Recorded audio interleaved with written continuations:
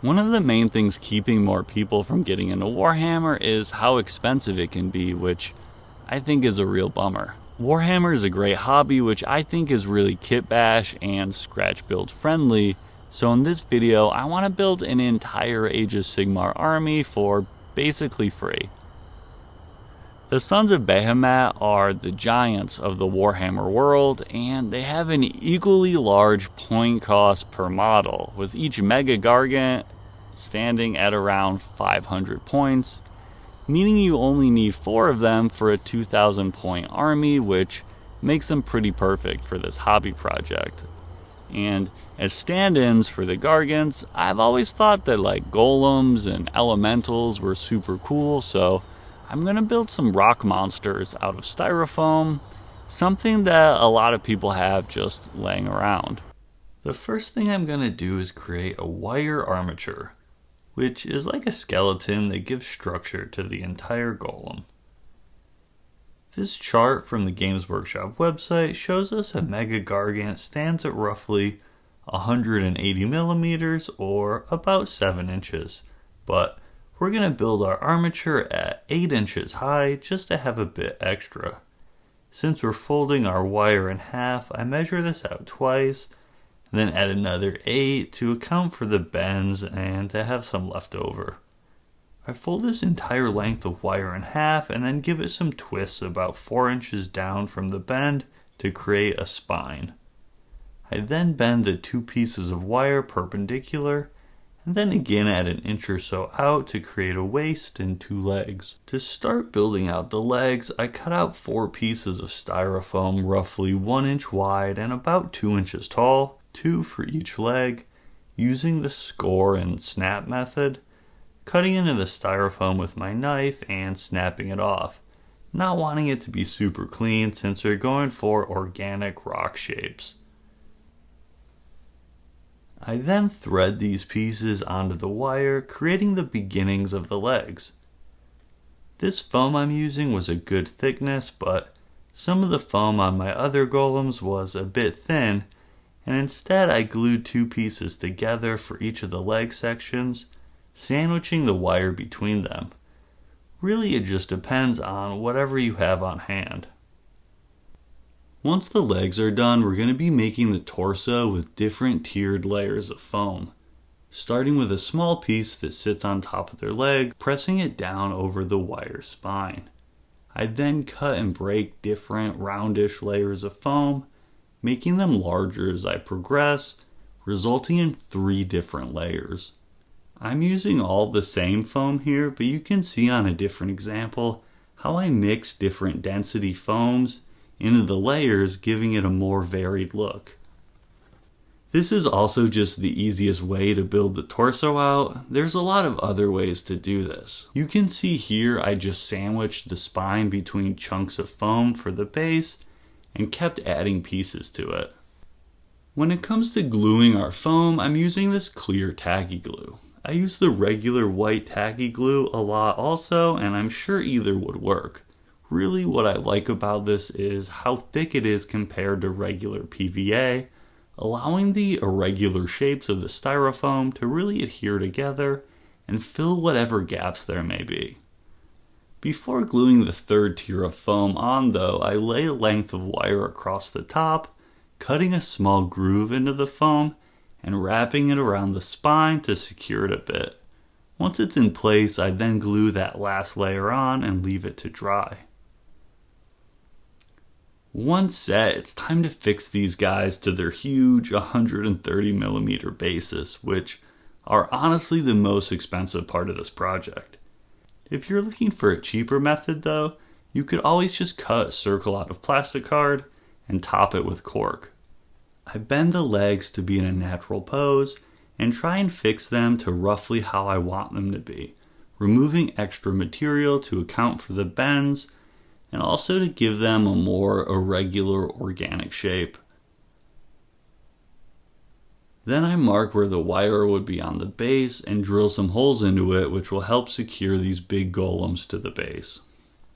To get them to stand flat, I remove quite a bit of foam from their lower leg segments. I enjoyed the strange proportions it gave them, but you could always do it more equally. I thread the wire through the holes and bend it, fastening them to the base.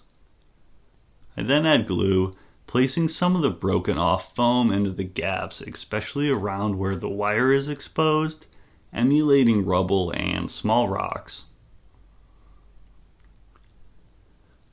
To cover the large amount of exposed wire under the torso, a small piece of foam is placed there. An easy way to get it to stick is to use a dab of superglue on one side and our regular tacky glue on the other, and then secure it with twine while it dries.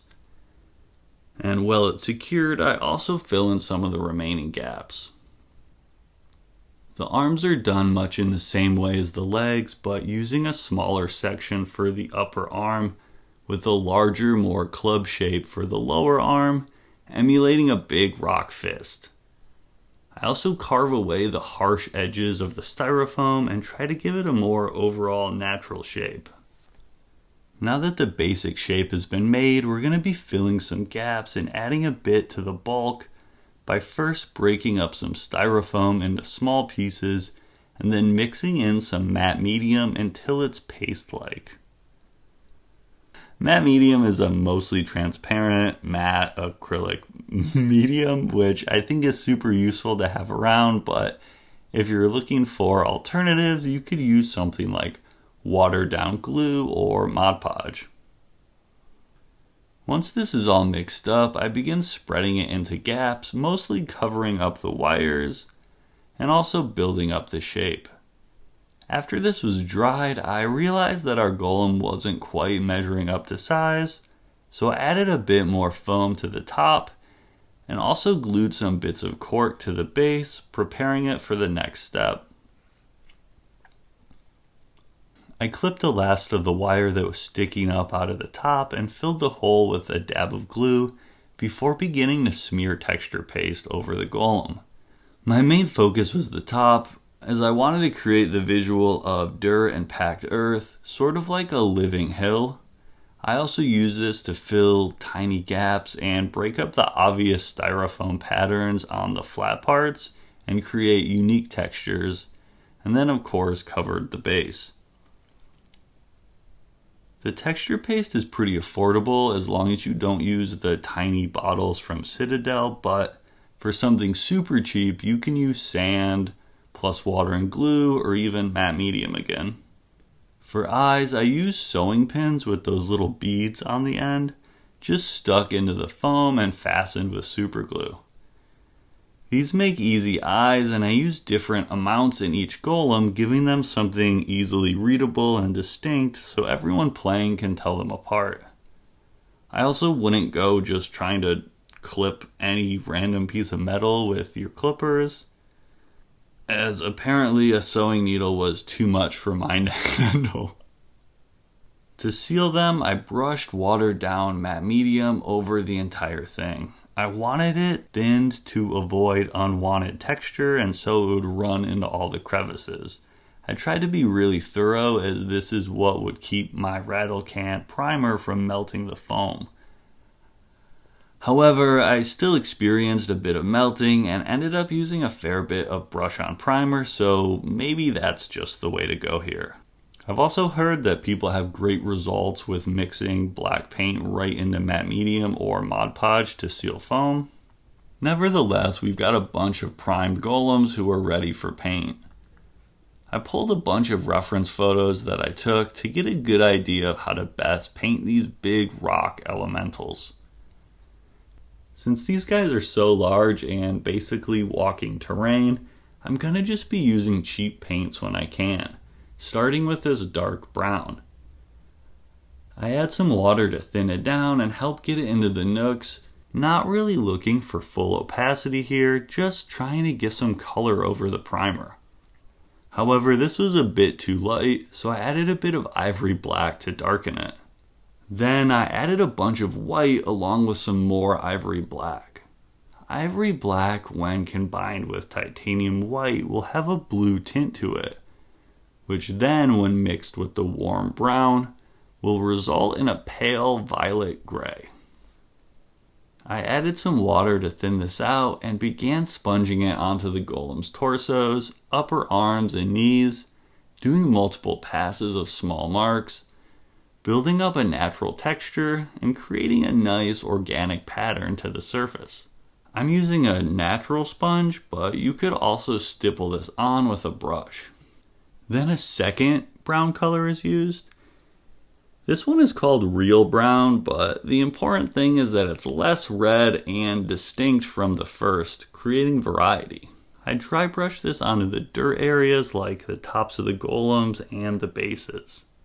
I then water it down until it's runny and use it to break up large areas of color and to look like caked on dirt, making sure it doesn't pool at all and using a damp brush to spread it around.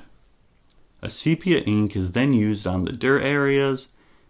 This greenish brown color adds some nice variety and sort of hints at forest growth.